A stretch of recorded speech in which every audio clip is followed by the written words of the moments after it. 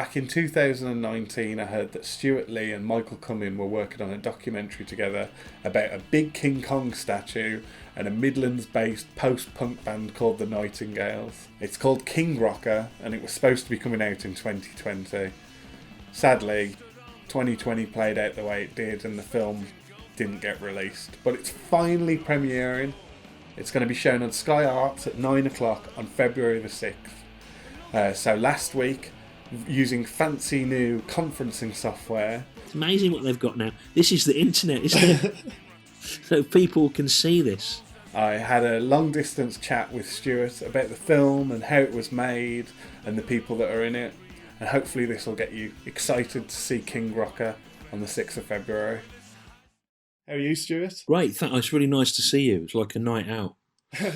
Friday night out. I suppose the last year you haven't been doing what you normally do, which is obviously travelling about doing stand-up. Last tour came down in March, about halfway through March last year, and I don't know exactly when it will start again. So it's going to need a rewrite, because obviously the world's changed massively since I wrote it in 2019. But also it's got to stay similar enough to what it was to still fit the brief and for the massive, expensive prop that I had made to work. And so it's going to be a bit of a puzzle. But obviously we're here to talk about your brilliant new documentary, King Rocker. I was lucky enough to see it last night, and I genuinely really enjoyed it. It ticks all the bills for me, where it's like a music documentary, it's sort of outsider artists. It's I really enjoyed it. But for anyone that hasn't seen it yet, how would you pitch it? What's your sort of synopsis of it? Well, it was done by me and Michael Cumming, who comedy fans will know because he directed Brass Eye with Chris Morris and Toast of London, which is great as well. And it's about a group called the Nightingales from Birmingham, and specifically about one guy in them called Robert Lloyd. And I was a fan of them as a kid, and when they started playing again in the noughties, he asked me to open for them, and I got to meet them. And about 10 years ago, he had this idea that we should make a documentary about him. But it was difficult to do that because broadcasters aren't really interested in anything, particularly not in funding something about someone most people haven't heard of. And I realised the only way we were going to be able to do it was if we just did it ourselves and then found some way of getting it out there. And then, as luck would have it, in a conversation with Michael Cumming, who I already knew, because he directed the pilot of Comedy Vehicle and one of my DVDs, it turned out that he was a massive fan of them, and he'd actually pitched a documentary about them to the BBC in 1990, which had been turned down. And he had a camera and some editing software. And so we sort of went from there. We raised the money by a little bit of crowdfunding, and we did 3 gigs where I did work in progress and he showed a film he'd made about Brass Eye. About 600 people came a time, and that paid for us to book a crew we had a crew for about 15 days in total, and the rest of it we did it ourselves. And we put the film together, and found that Rob's story about a man who wanted to be in a band and then it all went a bit wrong, and now he is again, but no one's heard of him, but he's kept it going, seemed to be something that everyone who's seen it seems to be able to relate to him as a person, whether they know the music or not. But I actually spent a lot of time doing it around you, their rehearsal rooms in Wolverhampton. Their bloke who sort of helps them out with all the technical stuff lives in Wolverhampton. They always live in Wolverhampton when they're rehearsing. Wolverhampton is where I'm eating grey peas with Rob in the pub. Yeah, in the Great Western. It is the Great Western, yeah. I mean, one of the things about the film was Rob's a very modest man. He wanted there to be a film about him, but I think just to try and claw some money back for the band, and he hadn't really thought about how that would mean he would have to say things about himself. He doesn't really like being interviewed or giving anything away, so you had to really disguise the interviews as a sort of succession of nights out. We got quite a lot out of the night out in the Great Western, as you can see. That's where Helen Appley, who used to be their roadie, brings all her photos from when she was young, gets them out in the Great Western, and I got a lot out of Rob that night. But the interviews had to be a sort of secondary thing to having a curry or Yeah. a Great Western or whatever. But that means the film has got a nice feel, I think, of all the things we can't do at the moment, which is go for a curry or hang out in a pub with our friends. But the Great Western, God, I'd never had grey peas before, which you probably eat every day. Wolverhampton. I thought it was fantastic. And I went home and made them. I got a recipe from one of those books Yeah. to cook black country food. And no one here would eat it, but it's great. I loved it. But you can see I put on a lot of weight over the course of the film because I basically was eating vindaloos and grey peas and pints of Guinness and whiskey for about 18 months trying to get it done. It is. It is like strange. You say where it's watching it through like 2021 eyes of seeing like a big group of people at the Wolverhampton Art Gallery as you're giving a speech, and then a bustling pub. And the Great Western is where I go and drink with my dad. That's where I see my dad. Yeah. Oh, so wow. to see that pub full of life, it was like, Yeah. oh God, it did, made my heart a bit sad.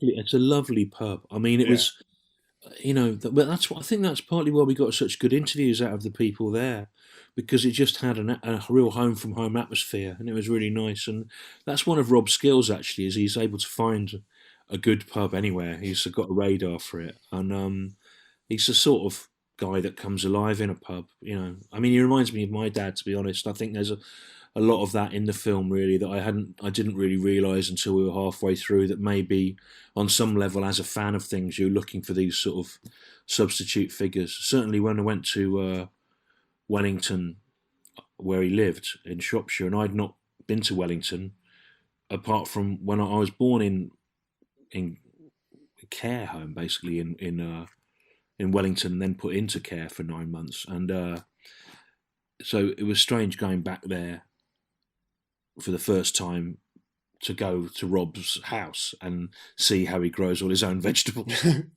mean, it was a funny thing, but it was a real privilege, and now I'm having to watch the film again to talk to people about it. Yeah.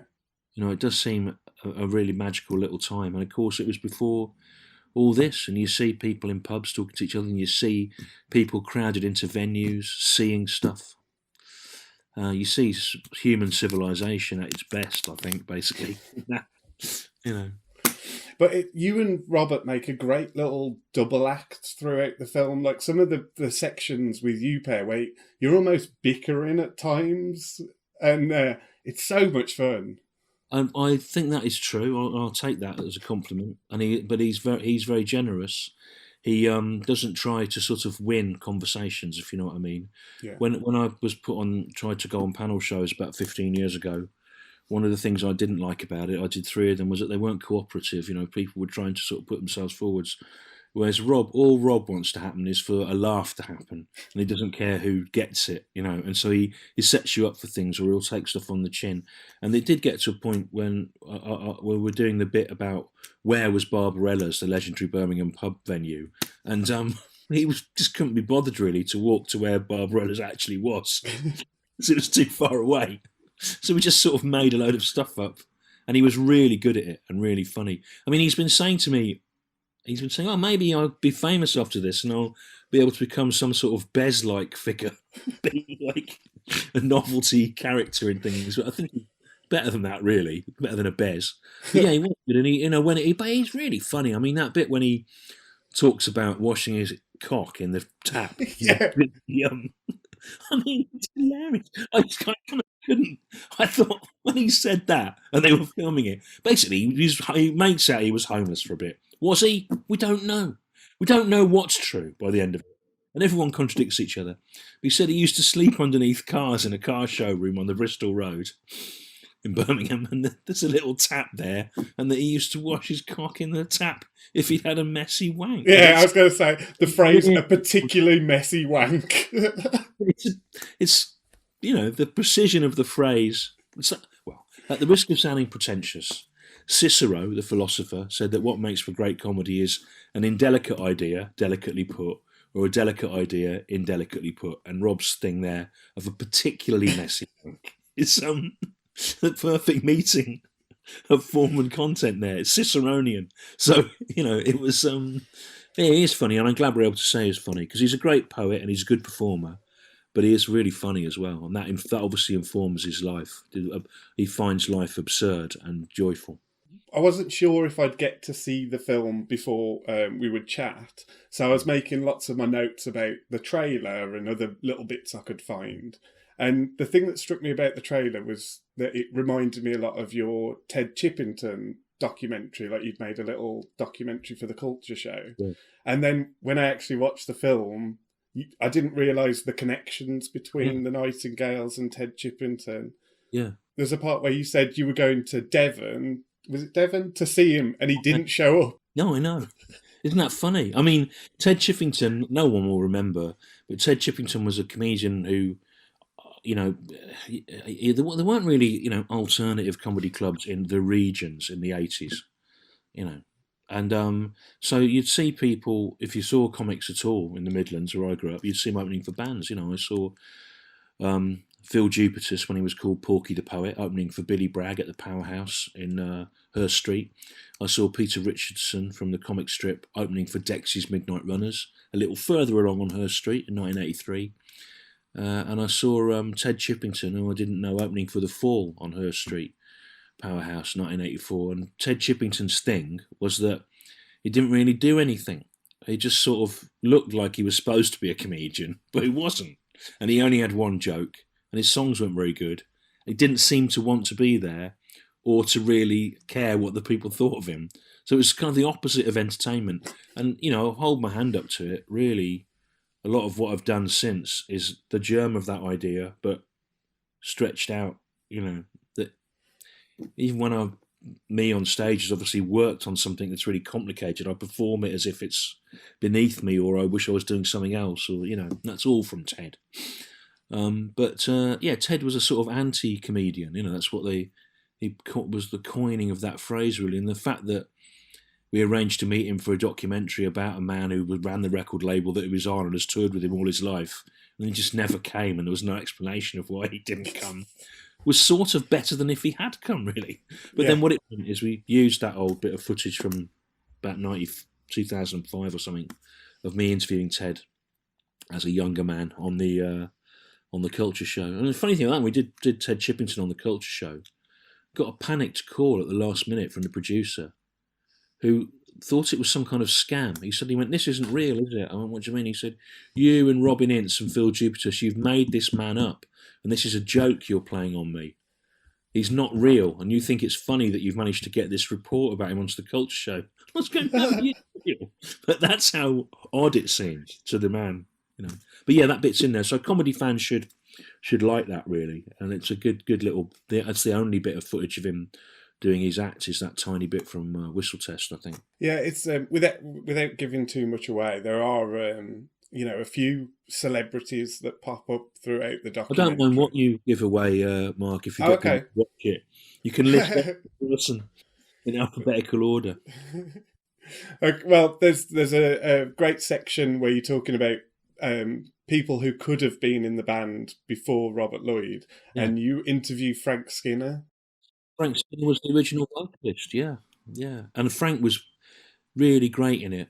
And it's a very funny cut, where Rob's sort of denying that Frank was ever involved in it, and then we cut to Frank talking at extreme length in great detail about exactly what he did in it. And it's a lot more about a particular song he wrote and everything. And Frank is a real pro, He's a great stand-up. A lot of people don't really realise that. Because he became more of a TV personality, but he is one of the great stand-ups. He had exactly that stupid, pretentious thing I said earlier about Cicero, of a delicate thing indelicately put. He's also able to tell really foul, offensive stories, but with such charm, and he makes you feel like Max Miller did, that it's a little secret between you and the audience, between him and the audience, and you're in on it. He's very good at that. And he did what you sort of hope people will do in a documentary, which is that he said the things that you would have asked him to say if you'd thought, and there's a point where he says a lot of cult artists wish they had the success of a mainstream act, but a lot of mainstream acts wish they had the respect of a cult act. And he said that, and I thought, that's so brilliant. And that's what the whole story turns on, really, is what did you want? And Rob seems to have a pride in not selling out. But now he's in his 60s. He's looking for a way of buying in.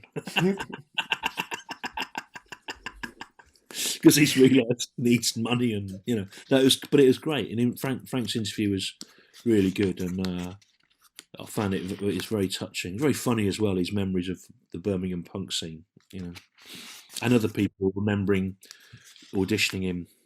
That's a good little bit when they talk about auditioning Frank Skinner in the street. Yeah, and he sang the first verse of a Ramones song, and they were like, "Yeah, you're in." Outside a Yates's wine lodge, although that was disputed, wasn't it? Whether it was a Yates wine lodge or something else. That's the great, theme. Well, there's lots of themes that sort of run throughout the documentary, but the fact that you can't really trust anyone. Yeah, and there's lots of moments where something's said with like it's fact, and then it's quickly gone, no, that didn't happen. Well, Rob was casually telling me, and again, you can see in the film, Rob was telling me a story about how he went to an experimental music gig in Birmingham in the 70s, which Steve Beresford, who was a great musician, was performing at by squeaking little toys, and he thought it was stupid, so he heckled him off and made all the audience leave. And you see in the film, he wasn't telling that to camera. We were in the kitchen talking at the Radio 6 when Music when he was doing a session, and they just picked it up on camera sort of through the door, really.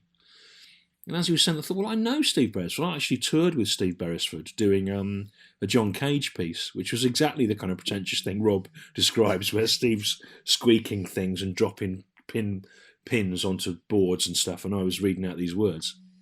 And I thought, well, I bet that didn't happen, But then I went and interviewed Steve, and Steve has just no memory of it at all. He says, no, I have no memory of it at all. And I like that a lot of these things are a long time ago now. And you get used to telling your own story, don't you? And you find a good way of telling your story, and it becomes embellished, and you maybe put yourself into the centre of it, or you justify something you did or whatever.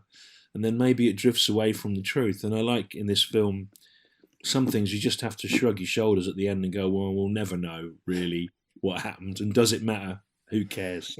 Yeah, which is what most stories, especially sort of pub stories, boil down to. Where it's like, is it entertaining? It doesn't matter if it's necessarily true or not. Yeah, and that's what it. That lots of it is sort of pub stories, isn't it? It feels like the bloke who holds court in the pub is telling you these. He's the bloke who holds court in the pub, and he's very good at it. And I expect he's finding lockdown very difficult because of that. That's where he is alive. My dad was that person as well.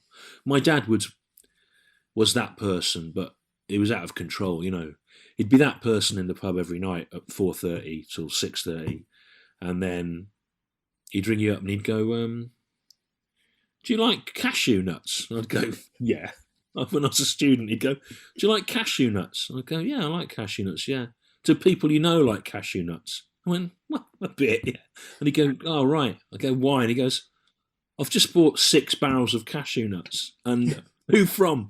A bloke in the pub, because I thought you might be able to sell them to other people at university. I'm going, I'm not a cashew nut dealer. I'm not now like the cashew nut dealer. But that's the kind of guy he was. He'd get carried away with being a man in the pub, and he'd end up having become a cashew nut magnate.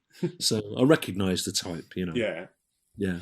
There's a lovely, speaking about Robert and drinking and stuff, there's a lovely section in the documentary where Bridget Christie is talking to him, and it feels sort of not as planned. It feels like maybe when you were setting up to do something else. And it's a lovely little off-guard moment about his drinking and stuff. We're married. I mean, we've been married... I have to edit it. 15 years. It's been great.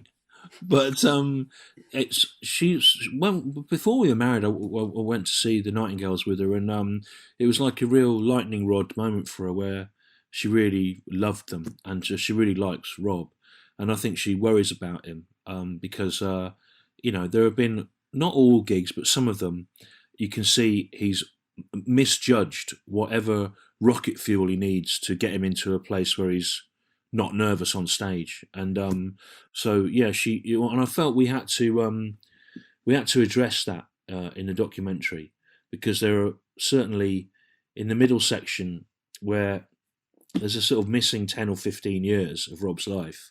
One would imagine alcohol played a hand in it, and again, that wasn't something he'd open up about, but his son talked to him about that time, and Bridget sort of was able to get him to allude to it. So I think we had to address it, but it's not a thing that defines him. He's still, I mean, he's made a dozen albums and he's kept going with that group. What he has, he said to me once that he felt that in life you were either a drinker or a driver, and he wasn't prepared to be a driver.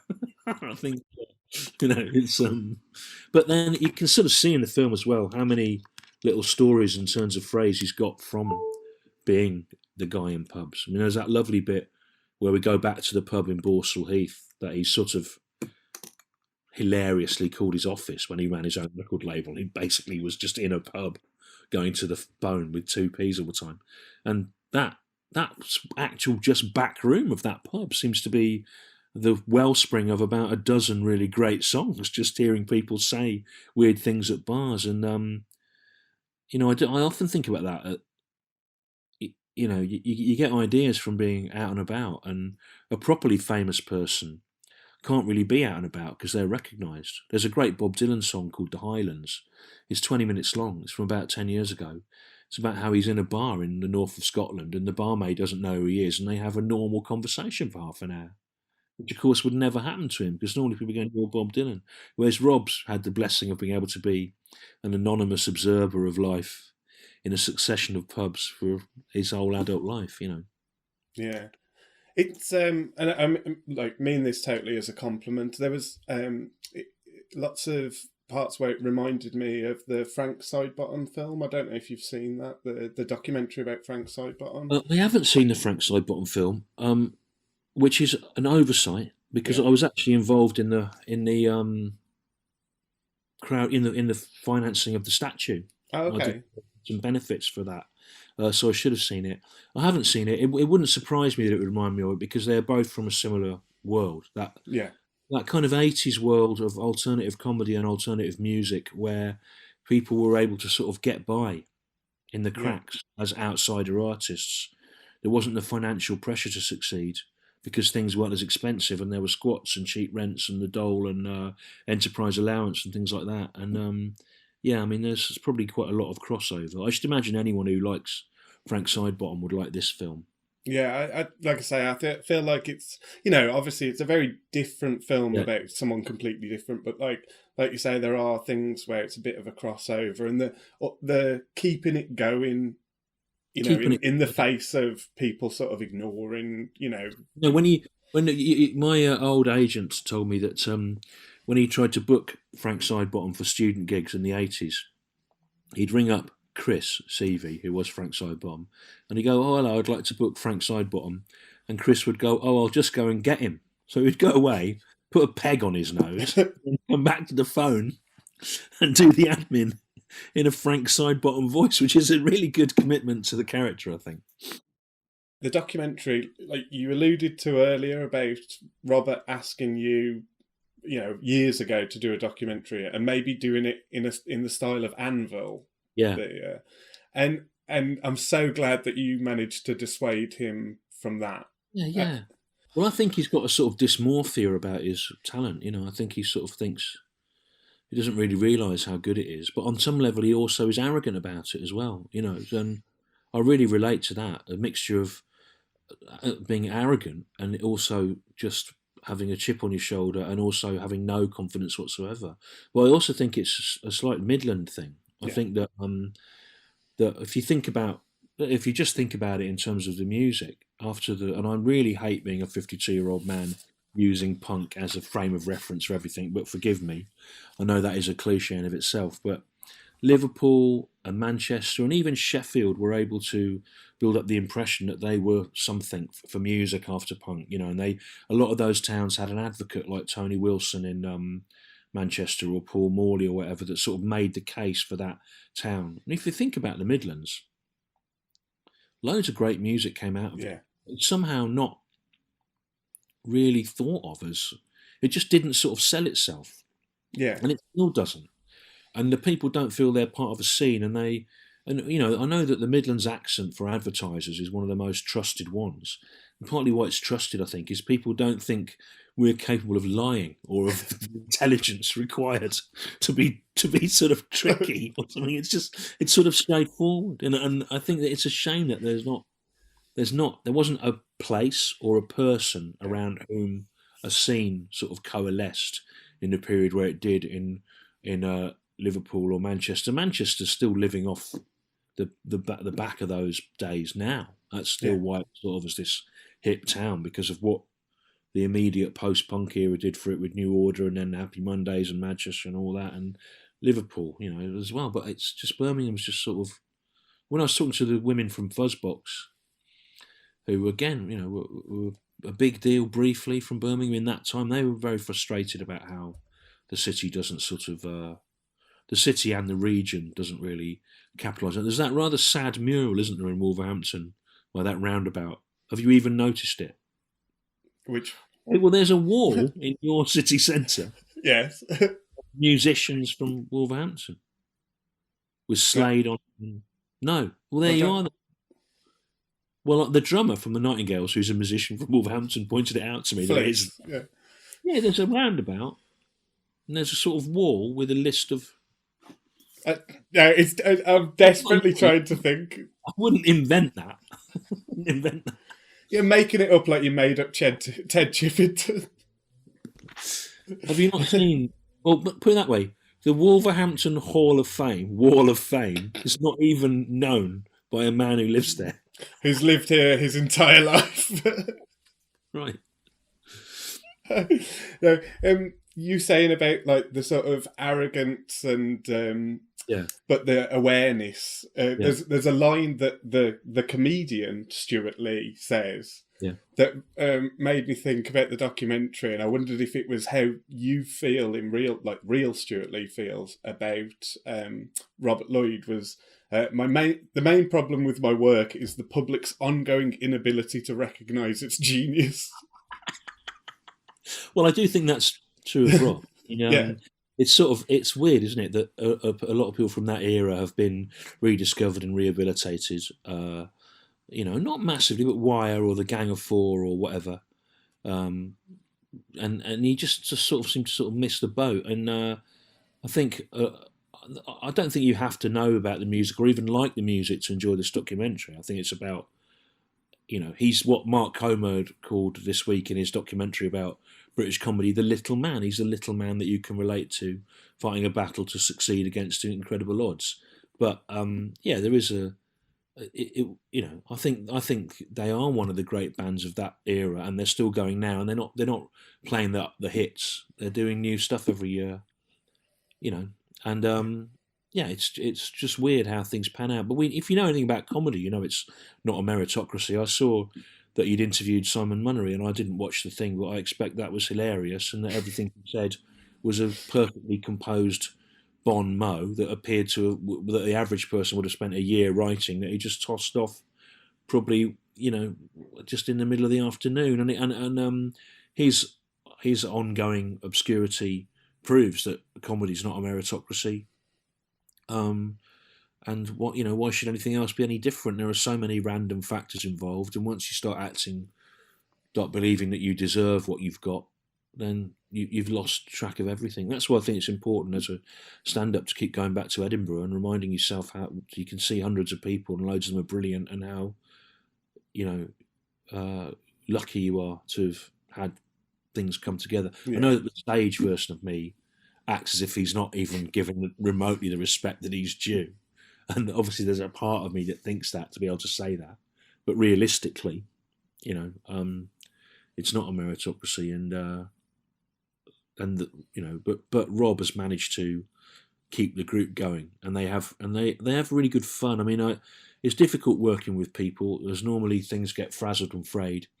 They work under incredibly difficult circumstances. They don't really make any money, and they travel around in an old van and share travel lodge rooms at their age. And it's hard going, and it'll be harder now. They can't go and do their little gigs in Amsterdam and Berlin and whatever, where they used to get a couple of hundred people after Brexit. But they all get on really well, and they've worked out how to be happy and cooperate with each other. And I worked on this on and off for 2 years, and I came out of it liking everyone that was involved more than I did when I started, which is not normally the case. Normally, at least everyone hates me by the end. But it seemed to be. I feel I made friends with people, on it, which was great. Yeah. Because you've said in the past that you're a real control freak about things and you like to be in charge. But obviously filmmaking's very collaborative. Like, how was that for you? Well, it was, but but it was collaborative. But it was between me and Michael, right? And we both brought different things to the table that we both needed each other for. And so it was really easy how it panned out, and there were never really any moments of tension in it at all, because I knew that I didn't know what he knew, and he knew that there were things that I could do in terms of writing it, because it is a sort of story. You have to kind of make a story out of what you've got. All documentaries are a lie on some level. It's constructed, so. That wasn't a problem at all. And also, we'd entirely removed from the equation the worst part of any creative process, which is the people in charge of it who are paying for it. Because there wasn't anyone, there was no one. There's no way it would have been made normally. And if it had been made normally, at the last minute, I would have been replaced by James Acaster or something, something that gets more internet hits. Yeah. Even though it had been my idea, I'd have kind of been quietly. I'd have been replaced by Greg Thingy from Taskmaster or something at the last minute. So it's sort of it would. Do you know what? About 30 years ago, I got going on the circuit quite quickly. I won Hackney Empire New Acts of the Year in 1990, so I was sort of known more than someone that had been going a year normally would be. Alan Davis wrote a sitcom. He may not even know this. I'm sure someone else would have told him. He wrote a sitcom, Alan Davis, about a comedian called Alan who lived in a house and he was doing his gigs and whatever. Yeah. And the people at the BBC or Channel 4 or whatever liked the sitcom, but they didn't feel that Alan Davis was well known or talented enough to play this Alan character. And so it was sent out, and I was asked to audition for the role of Alan Davis in the Alan Davis Seinfeld type sitcom. And I went, well, we can't possibly do that because he's someone that you know all the time. You couldn't, but it's really weird to think that 4 years later it was Jonathan Creek and he was a Saturday tea time, dependable, big BBC star. So that's the kind of thing you're dealing with. But we didn't have to deal with any of that. And in fact, we got Fire Records in to help. And they were really great. And James and his colleagues at Fire seemed to see it as a funny adventure as well. So when we hadn't had to tell anyone what it was going to be because there was no one we were accountable to financially. So what normally unravels you is having to deal with pressure from above. Yeah. And in fact, about a month ago, a possible project drifted across my laptop. And it was pretty obvious that they wanted someone else to be the front person because they had more sort of social media traction. And I just thought, you know what, I can't be bothered. Having done this film where we did what we wanted, I can't go back into all that, But if no live venues ever open, I will need some way of being able to be kept in the amount of CDs I expect.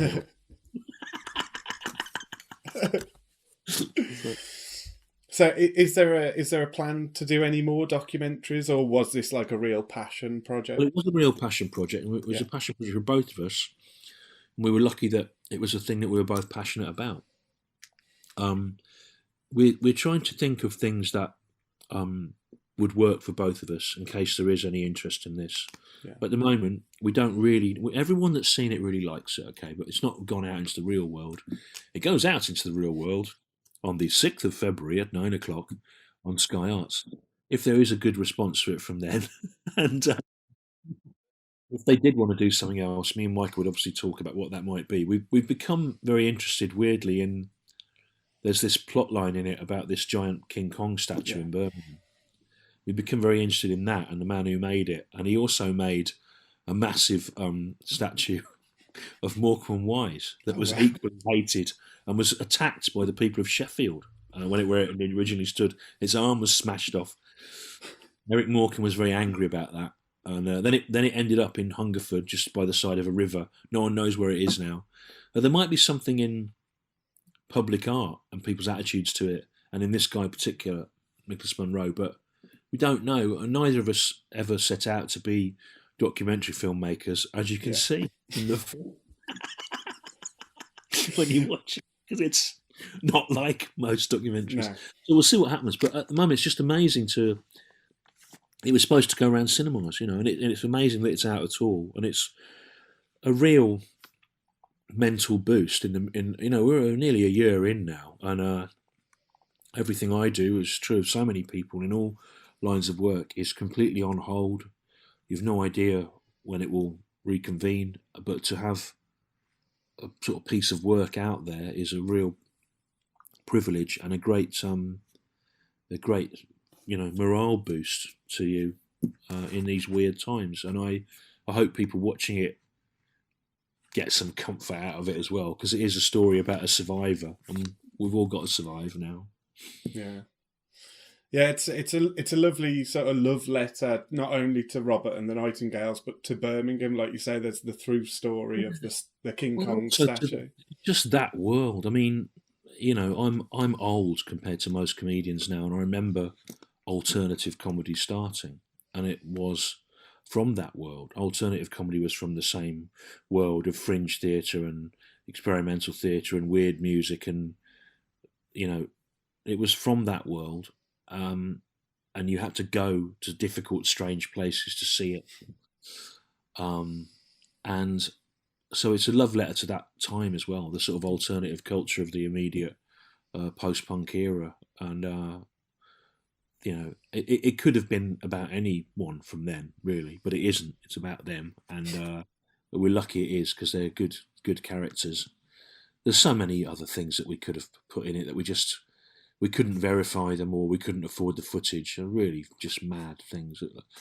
Rob ended up directing a video for a mainstream pop star called Richard Marx in the early 90s, who wrote the theme music to Anastasia, an animated film about the Russian royal family that were murdered. And something, God knows what happened there. He was told not to spend any money on it, and he let slip that he ended up being thrown out of a moving car with a plastic bag of money, and and then he just disappeared after that, and I don't really know what that relates to. We never really got to the bottom of it.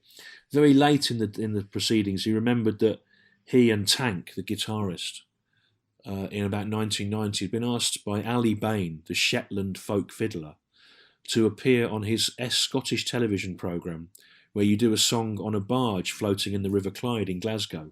And we don't know what they did, but whatever they did was so unacceptable that it wasn't broadcast, and the footage has been lost. And I spent about 2 weeks trying to find out anyone that knew what that was and what had happened. They said that Ali Bain told them he hated folk music and he wanted them to do something that would annoy everyone. And I expect they got really drunk, and I don't know what happened, and no one can remember it. And even the man who directed it has no memory of it and can't find the footage. There's that. There's all sorts of things that have come up. About a week ago, Rob sent me a bit of footage of him. Stephen Wells, who was a comedy writer that he worked with, Stephen Wells wrote On the Hour for Chris Morris with me and Quantic and Richard Herring. And Ted Chippington, the comedian. They were all extras in a Skunk Anansie video for the hard rock band, where they were security guards walking Jesus with his cross through a crowd of reporters. And I went, you're just telling me now that you've got this footage, and the thing was edited a year ago. What could we have done with that image? It would have been superb.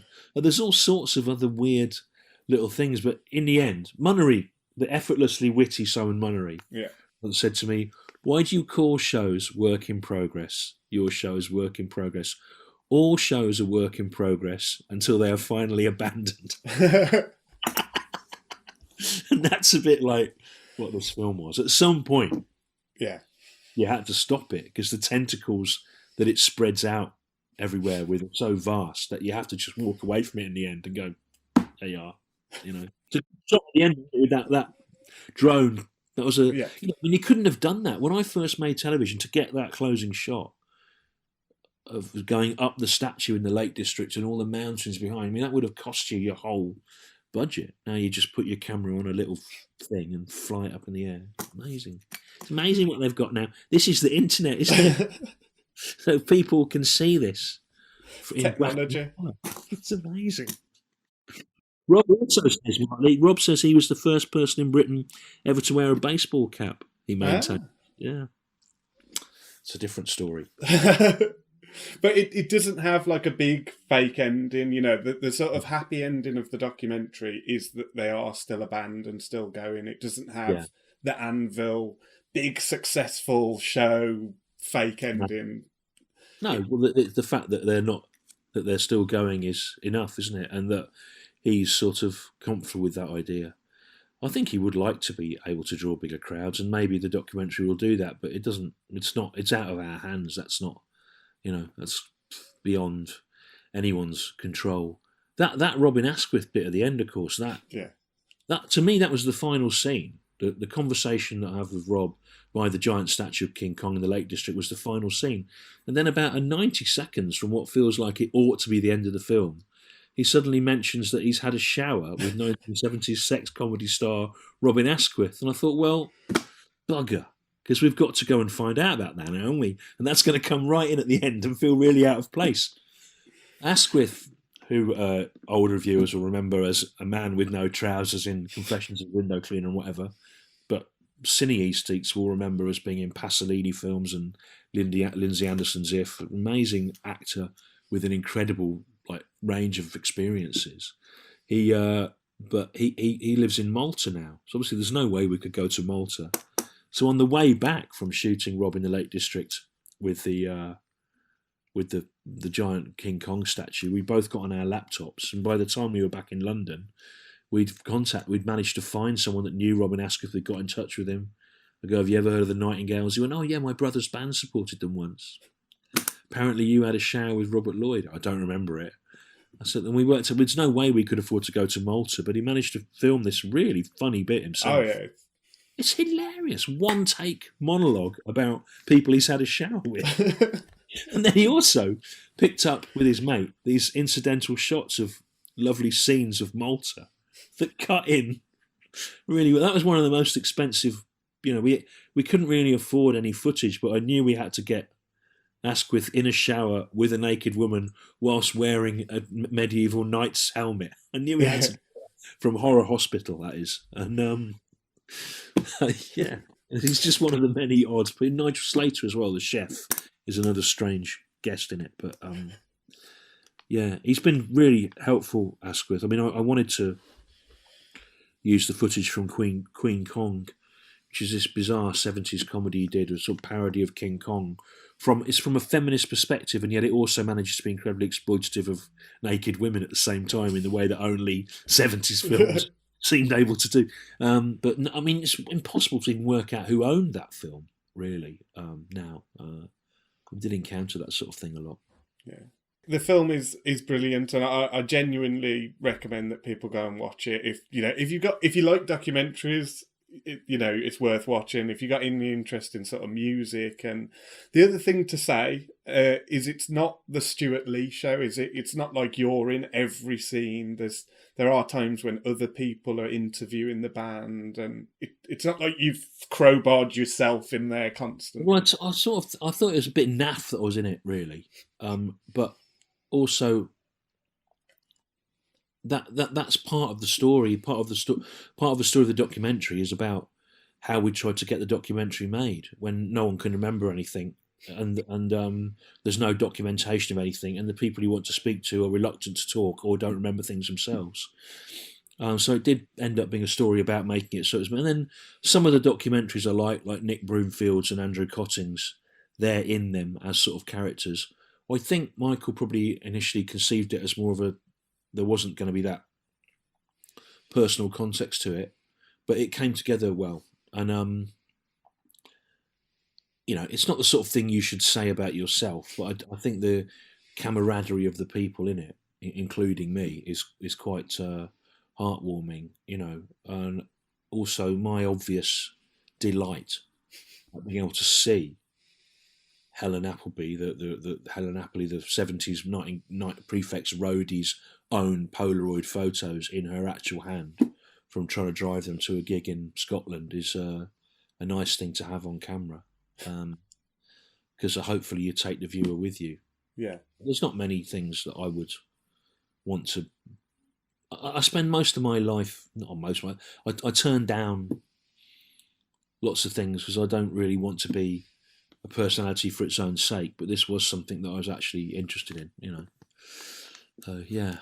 Yeah, that really comes across. Like you say, your genuine delight at certain moments throughout it, and your sort of fanboying almost over the band. 52-year-old fanboy. Well, hopefully we'll come and show it in Wolverhampton. I mean, that was on the cards. A Mac in Birmingham was on the cards. Sheffield Documentary Festival was supposed to be happening, but it'd still be a good live event, because it's when we showed the half-hour cut in the cinemas when we were doing the gigs to raise the money, because me and Michael have both worked in comedy, we knew where the laughs were, and we heard 600 people laughing in a cinema. It was a great feeling to see people really laughing in real time at something you filmed.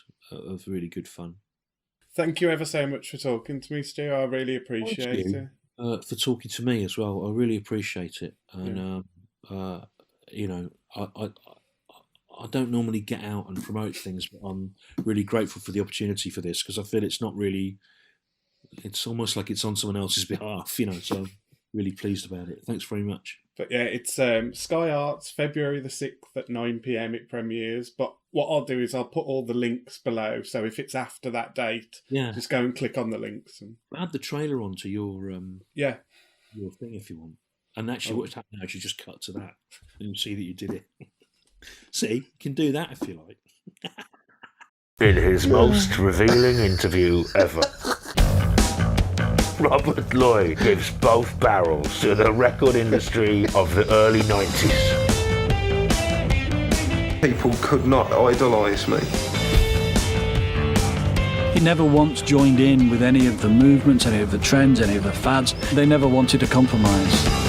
Coming up in this song, we'll be following Wolverhampton-based pop group The Nightingales. I always used to think that when I pegged it, all of a sudden people would buy the records and pretend they liked us all along. But I begin to worry that what if I peg it and they still don't buy the record?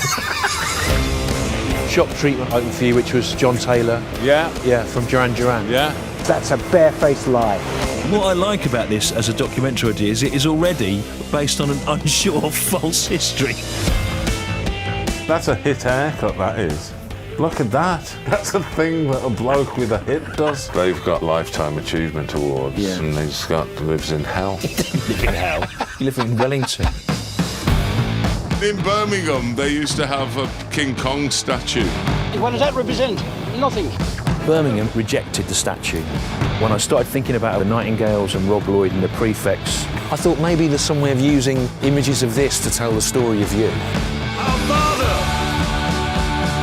Rob was my Johnny Rotten. I think everybody who has mainstream success wishes they were a cult hero, and every cult hero wishes they had mainstream success. Ooh, am I right? Am I? It's a sort of charmed life, isn't it? It's not fixed in a time. It's still free, and you were free. I'm totally free. Gonna carry on whatever they say. Look at you, you're in mashed up condition. That Kong's in better shape than you now.